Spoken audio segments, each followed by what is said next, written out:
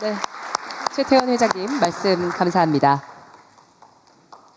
지금 대통령께서 무대로 이동하고 계십니다.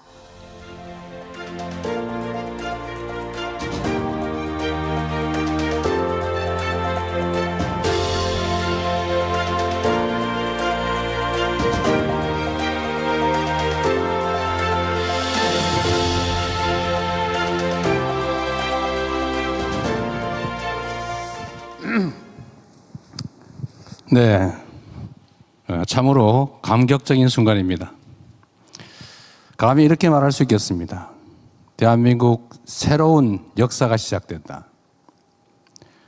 지금 우리는 상상할 수 없는 새로운 미래를 맞이하고 있습니다. 오늘이 그 첫 출발점이 될 것입니다. 저는 우리 기업인들을 대표해서 이 두 분에게 국가 영웅 또는 국민 영웅이라고 불러드리고 싶습니다. 기업이 이익을 위해서 활동하기도 하지만 국가 공동체의 미래를 위해서 활동할 수도 있다는 점을 확실하게 증명했습니다. 더 나은 조건을 갖추고 있는 해외로 나갈 수도 있겠지요.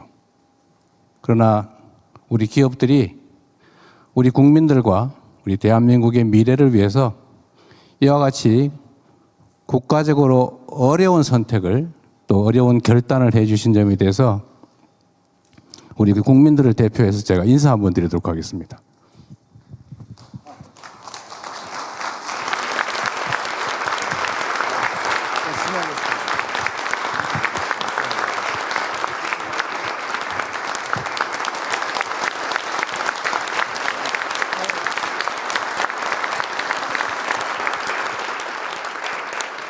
제가 앞으로 이 계획을 차질 없이 확실히 수행하겠다는 의미로 손 한번 잡아보겠습니다. 네, 대통령님과 두 회장님께서는 손을 하나로 모아주시죠. 네, 제가 대한민국의 미래를 위해라고 외치면 파이팅으로 모두 함께 한마음 한뜻으로 외쳐주시기 바랍니다. 자, 대한민국의 미래를 위해 파이팅! 자, 다시 한번 하겠습니다. 대한민국의 미래를 위해 파이팅! 고맙습니다. 네, 세 분께서는 자리로 돌아가 주시기 바랍니다.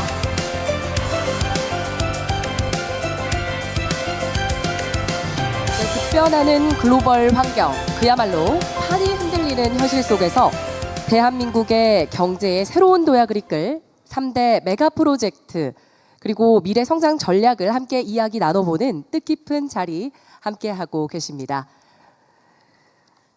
자, 이어서 3대 메가 프로젝트 육성 방안 자유 토론을 진행하도록 하겠습니다. 최대한 많은 분들께 발언의 기회를 드리기 위해서 발언자분께서는 핵심만 짧게 말씀을 부탁드립니다. 또 오늘 기회를 얻지 못한 분들께서는 서면 질의서에 적어주시면 추후 필요시에 답변 드리도록 하겠습니다. 네, 자유토론 시작하도록 하겠습니다. 자, 그러면 업계에서 먼저 시작해 주실까요? 예, 안녕하십니까.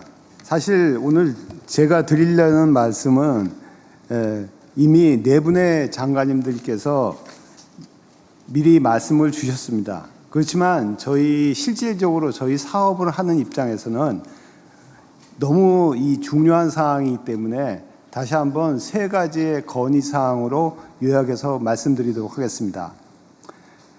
첫 번째, 투자 속도를 획기적으로 높일 수 있는 신속한 원스톱 행정 지원이 절실합니다.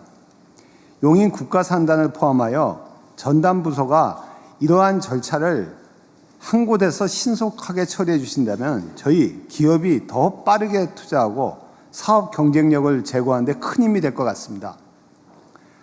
두 번째는 국가산단은 국가의 인프라를 책임지고 조성해 주실 것을 건의드리겠습니다. 전력과 용수는 AI 시대의 가장 중요한 산업 인프라로 보다 과감한 정책 지원이 필요합니다. 글로벌 경쟁국 수준의 안정적 공급 및 경쟁력 있는 가격으로 국가가 직접 국가산단까지 공급을 보장해 주시면 다시 한번 감사드리겠습니다.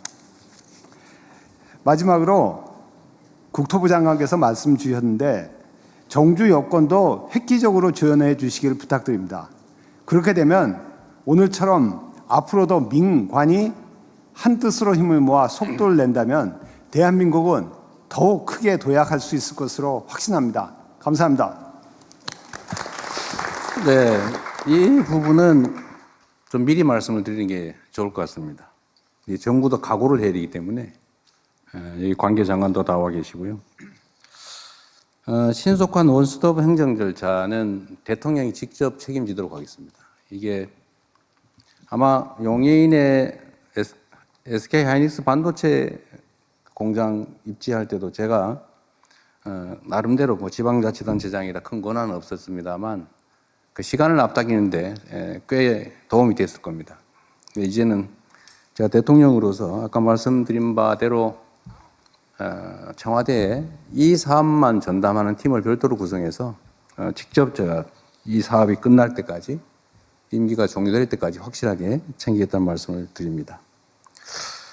두 번째로 국가산단 인프라, 특히 이제 전력과 용수 등 이제 꽤 비용이 드는 부분인데 이거는 이미 반도체 특별법에 지방에 대한 우선 지원이 가능하도록 되어 있기 때문에 이 부분은 정부에서 확실히 책임을 지도록 하겠습니다. 다만 이게 이제 예산이 꽤 많이 부담되는 것이어서 해당 지방 정부가 또 일부 부담을 하면 원하시는 바대로 정부 영역에서 지방 정부, 중앙 정부 영역에서 책임을 질 수 있을 거다. 그리고 마침 또 민영배 당선자, 광주 전남 특별시 당선자께서 시장 당선자께서 지방 통합에 따른 최대 20조 원, 연간 5조 원 한도에서 정부 지원을 받게 되면 뭐 최대 본인들이 지원받는 금액 전부를 투자해서라도 반드시 책임을 지겠다 이렇게 또 말씀을 하시고 계세요.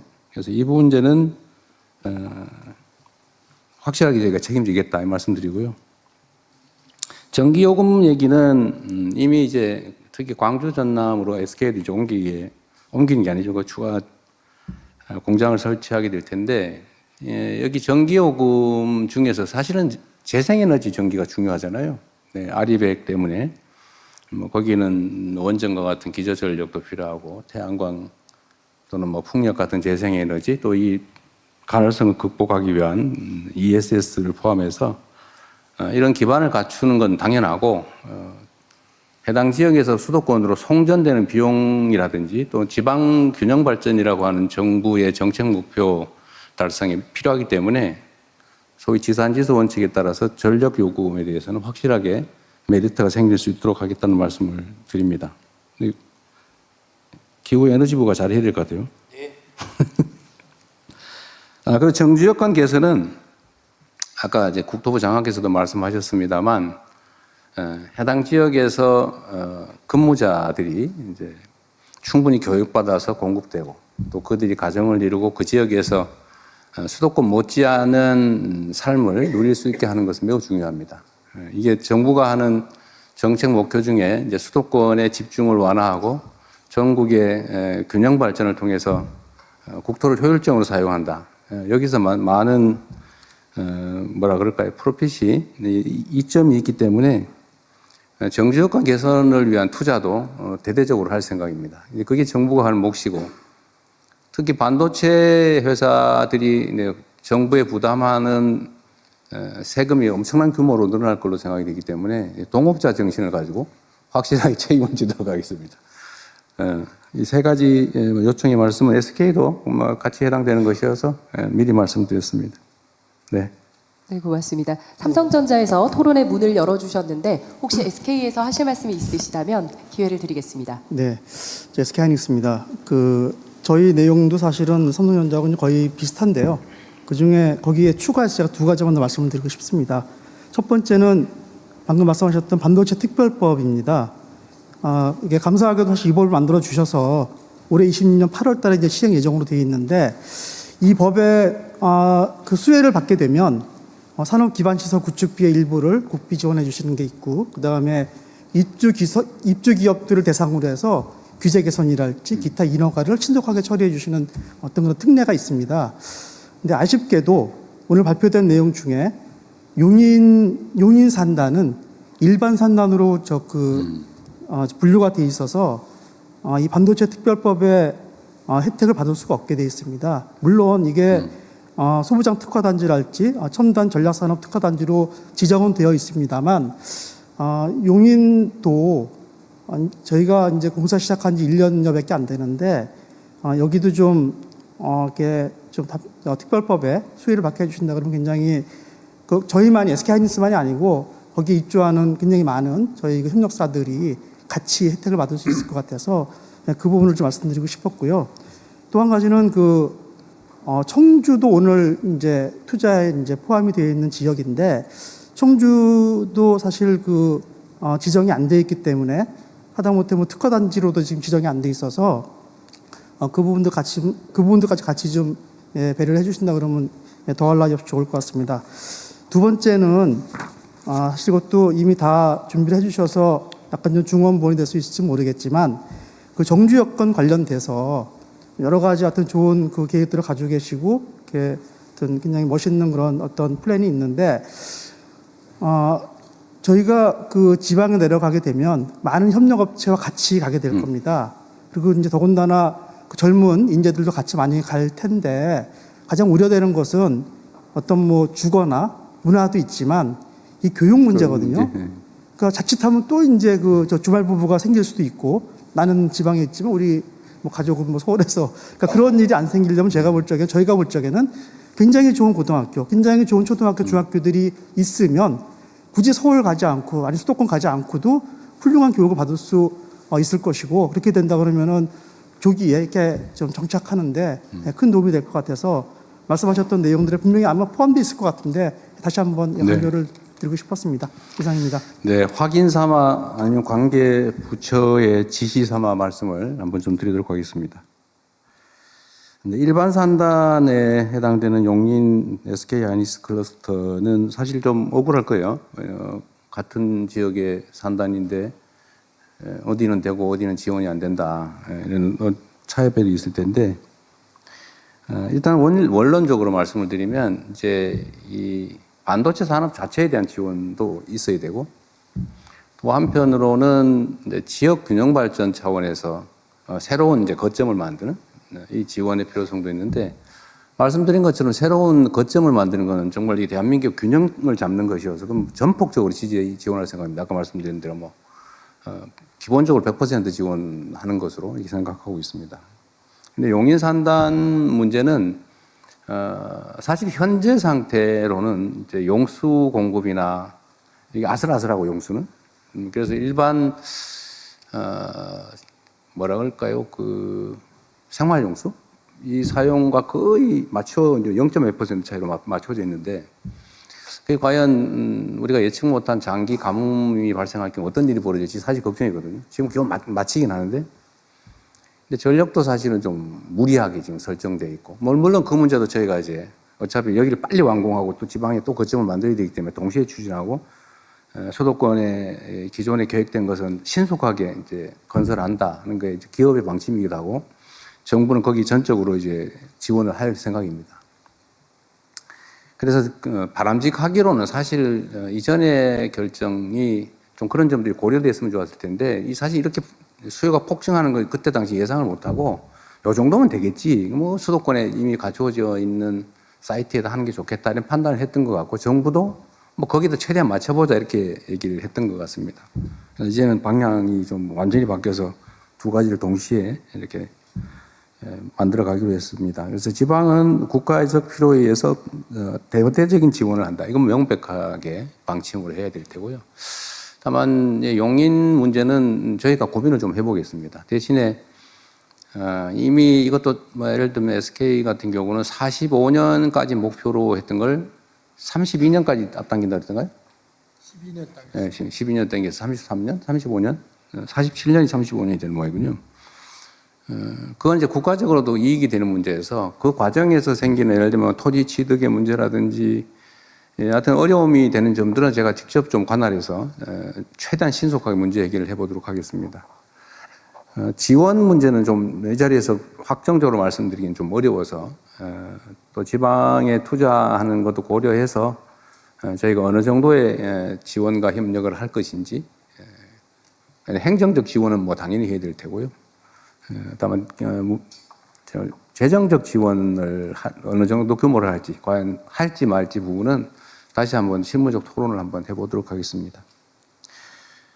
그리고 지방에 새롭게 만드는 생산 거점에 그야말로 정주 여건, 예를 들면 인력, 그러니까 뭐 인재, 수급 여건을 개선하는 건 정부가 해야 될 가장 중요한 일이고, 사실은 그곳에 공장을 만드는 게 목표가 아니고 해당 지역에 사람이 많이 살게 하는 게 정부 정책의 목적입니다. 그러니까 그건 기업이 걱정 안 하셔도 일단 그 지역에서 일할 수 있는 자원을 충실하게 양성해내는 거, 이건 어떻게든지 해낼 겁니다. 지금 사실은 뭐 상당 정도 갖춰져 있는데 조금만 그 지원하면 필요인지는 얼마든지 양성해낼 수 있을 것 같아요. 일각에서 호남에 인재를 구할 수 있겠느냐, 뭐 그런 얘기를 하는데, 사실은 수도권만 기회가 있으니까 다 몰려와서 그러지, 거기도 충분히 인적 자원이 있죠. 잠재력이 있으니까 제대로 교육하고 희망을 주면 얼마든지 인재 양성은 가능할 거다 생각합니다. 주거 환경 개선이나 문화 인프라를 구축하는 거, 또 사실 보건 의료 인프라도 중요하거든요. 예를 들면 이런 문제도 정부의 재정 투자나 지방자치단체, 지방정부와 협력해서 확실하게 서울에서 하는 거나 뭐 경기도 일대, 인천 일대 사는 것보다 오히려 여기가 훨씬 낫다, 이런 생각이 들 수 있을 정도로 저희가 챙길 생각입니다. 대학도 마찬가지죠. 대학은 이미 뭐 서울대 10개 만들기, 거점 대학 육성 이렇게 해서 해당 지역에 대학에 대한 지원은 대폭 늘어날 거예요. 그래서 인재 양성이나 대학 지원은 문제가 없을 건데, 이제 초중고가 사실은 큰 관심사죠. 젊은 노동자들이 과연 그 지역에서 아이들을 양육하면서 생활할 수 있겠느냐. 이게 최고의 관건인데, 저희 정부의 현재 계획으로는 가능한 모든 방안을 다 동원한다. 예를 들면 특수한 형태의 뭐 교육 방식이나 이런 것들도 다 필요하면 도입할 수 있도록 하고, 해당 지역이 지금 그 광역통합특별법에 적용을 받기 때문에 이런 예외적 조치가 상당 정도 가능하게 돼 있죠. 그래서 해당 지역에서 좋은 학교에서 아이들을 잘 가르치고 양육할 수 있는 교육 시스템을 갖추는 것도 저희가 확실하게 걱정하지 않도록 책임지도록 하겠습니다. 네, 고맙습니다. 하나 안내 말씀드리면 발언하실 때 소개를 꼭 부탁드립니다. 자, 그럼 발언을 희망하시는 분들께서는 자유롭게 손을 들어서, 네, 저랑 마주보고 있는, 네, 스트라이프 셔츠, 네. 네, 감사합니다. 피지컬 AI 기업 다임의 대표를 맡고 있는 장영재입니다. 다임은 제조 피지컬 AI 카이스트의 연구소 기업으로 시작을 했고, 그리고 현재 이 제조에 지능을 넣는 그러한 사업으로 사업을 확장하고 있는 딥테크 기업입니다. 저는 카이스트의 또 한편 교수로서 교수 창업을 한 또 기업인이기도 합니다. 제가 오늘 제안드리고 싶은 것은요, 이 피지컬 AI 기반 공장 수출 산업에 대해서 제안드리고자 합니다. 저희가 해외 기업들과 일을 하면서 해외 기업들의 요청이 상당히 많습니다. 이 피지컬 AI 기술이 필요한데, 그렇다면은 지능뿐만 아닌 로봇은 어떻게 넣어야 되는가? 그리고 센서, 그리고 제어기, 그리고 부품들은 어떻게 넣어야 되는가? 더 나아가서 공장을 턴키로 지어줄 수 없느냐? 이런 요청이 상당히 많습니다. 각자 도생의 세상에서 제조가 중요해지고, 그러한 세상에서 제조 투자가, 특히 피지컬 AI 기반의 제조 투자가 전 세계적으로 일어나는 이 시점에서 어떻게 보면은 피지컬 AI의 가장 현실적인 성장 모델, 산업 모델은 피지컬 AI 기반 공장 수출이 아닐까 합니다. 네. 사실 저희는 이 카이스트에서 국내 기업들 피지컬 AI 기반 공장 자동화를 구축하는 기술들, 로봇, 센서, 통신 장비, 액추에이터, 국내 기업들로 구성된 팀 코리아를 구축해서 이미 플랫폼을 완성해서 가능성을 입증했습니다.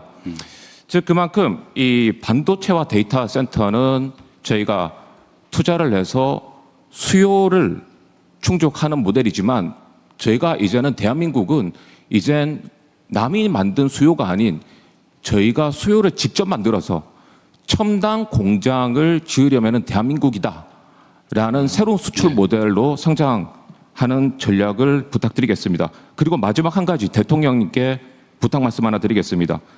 다보스 포럼이나 국제 정상들이 모이는 자리에서 기회가 있으시다라면 첨단 공장을 지으려면 대한민국으로 오십시오. 그 한마디 부탁드리겠습니다. 이상입니다. 감사합니다. 네, 이거 제가 얼마 전에 뉴스를 보니까 삼성에서 집을 아예 지어서 판다고 그러더군요. 그게 첨단, 뭐 예를 들면 시설 다 갖추어서 모듈형 주택. 어쨌든 뭐 비슷할 것 같은데 혹시 산업부나 뭐 그 과기부에서 잠깐 간단하게 설명 한번 해주실래요, 의견? 네, 지금 우리 교수님이랑 하고 있는 게 저희가 산업부에서 하고 있는 맥스 제조 AI의 인공지능 전환의 궁극적인 목표가 저 공장을 수출하는 게 저희들의 목표입니다. 우리 SK 최 회장님도 같이 하고 계시고요. 저 지금 장 교수님도 저희하고 같이 한 팀인데 오늘 특별히 발언해 주셔서 네. 감사합니다. 네, 매우 전망 있는 얘기인 것 같습니다. 제가 삼성하고 SK 반도체 공장을 몇 번 가봤는데 이걸 예를 들면 우리가 작은 시야로 그 안에 들어가서 봐서 그렇지 사실 밖에서 멀리서 보면 고정된 사이트이긴 하지만 거기서 뭔가를 이렇게 집어넣으면 뭔가 상품이 자동으로 이렇게 나오는 뭐 아이를 낳는 것 같은 그런 느낌이잖아요. 그런 게 들었는데 그걸 통째로 만들어서 수출하자면 그런 얘기 같아요. 개념으로 따지면. 네, 맞습니다. 네. 좋은 아이템인 것 같습니다. 네. 네, 몇 분 더 하시죠. 뭐 시간이 다 됐다고 하는데. 네, 예. 바로 앞에. 네. 네, 안녕하십니까. 솔브레인 대표 박영수입니다. 저는 반도체 소부장 현안에 대해서 몇 가지 좀 말씀을 드리려고 합니다. 저희 솔브레인은 불산 등 뭐 반도체 제조에 필수적인 식가격을 생산하는 소재 회사입니다. 뭐 다들 기억하시겠지만 2019년에 일본 수출 규제 당시에 반도체 라인이 설 뻔한 그런 위기 상황이 있었습니다. 그때 정부에서 정말 파격적으로 행정 지원을 해주셔갖고 저희가 증설을 6개월 빨리 해서 그런 어려움을 슬기롭게 극복했던 기억이 있습니다. 그래서 그 당시에 지정학적 리스크가 이렇게 위험하구나라는 것들을 소자회사에서 깨달아서 그때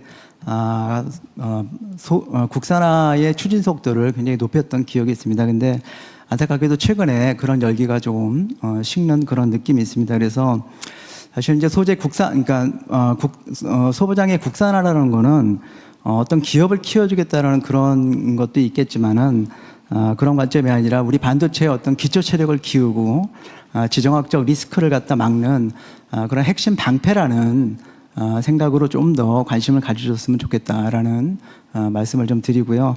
특히 이제 불산에 대해서 제가 좀 말씀을 드리면은 저희가 생산하는 불산의 한 97%는 무수불산이라는 원재료를 중국에서 저희가 들여오고 있습니다. 그래서 이 부분이 국가안보 차원에서 굉장히 리스크한 부분이라고 저는 판단을 하고 있고요. 그래서 국내 무수불산 생산 기반을 구축할 수 있도록 정부하고 그다음에 대기업의 어떤 전략적인 지원을 좀 부탁드리겠습니다. 그리고 또 하나는 요즘 그 용인하고 평택 라인을 이제 가동을 준비하시면서 물량이 증가할 거라는 그게 명확합니다. 그래서 저희가 이제 대기업 임원분들을 만나보면 요즘 제일 관심 있는 게 공급망 안정화 리스크에 대한 부분을 굉장히 강조를 하고 계십니다. 그래서 그런 거에 일환으로 이원화가 좀 많이 좀 추진을 하고 있는데 제가 좀 부탁드리고 싶은 거는 사실 이제 이원화라는 게 어쩔 수가 없이 해야 된다는 거를 저희들도 알고 있습니다.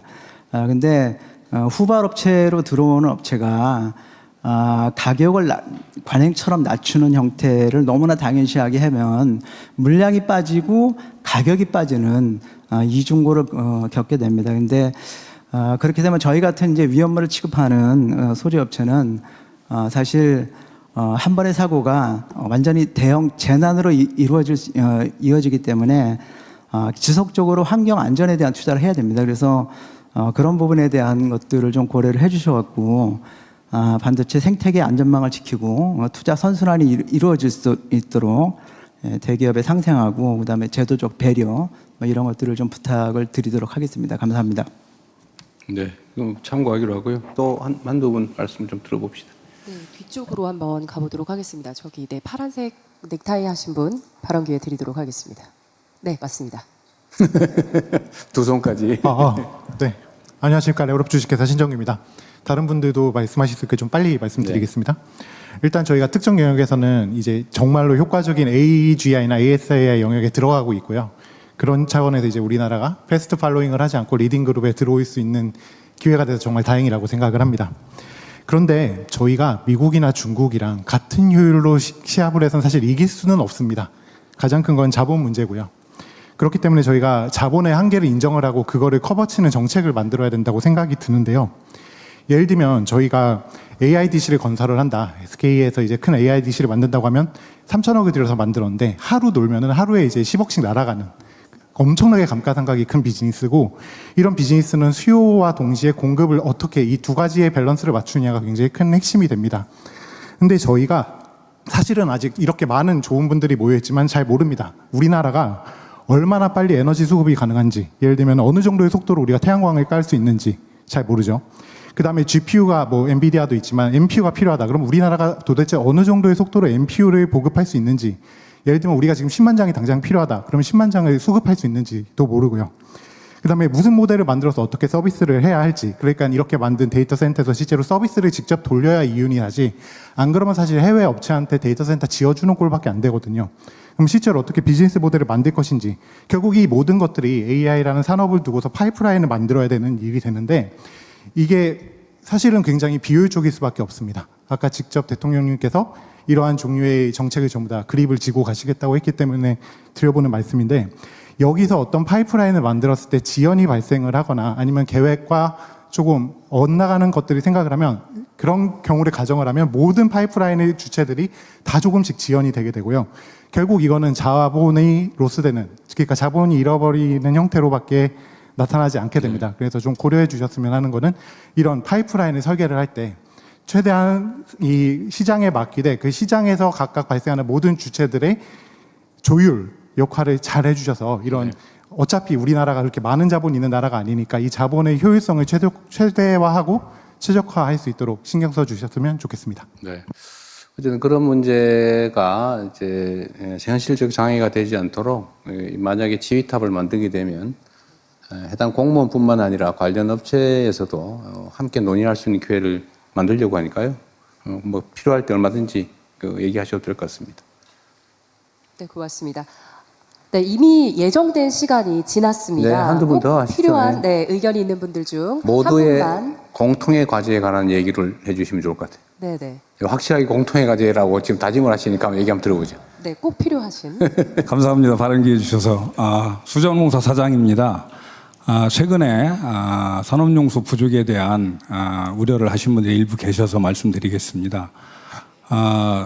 저희들이 서남권에 확보하고 있는 댐 중에서 현재 여유량하고 일부 조정량을 하면 40만 톤에서 50만 톤 정도 됩니다. 현재 상태로? 예, 현재 상태로 저희 수자원공사만 단독으로 공급할 수 있는 물량이. 그리고 수계를 일부 조정하거나 전환해서 일부 확보할 수 있는 물량이 있고요. 그리고 타 기관, 그러니까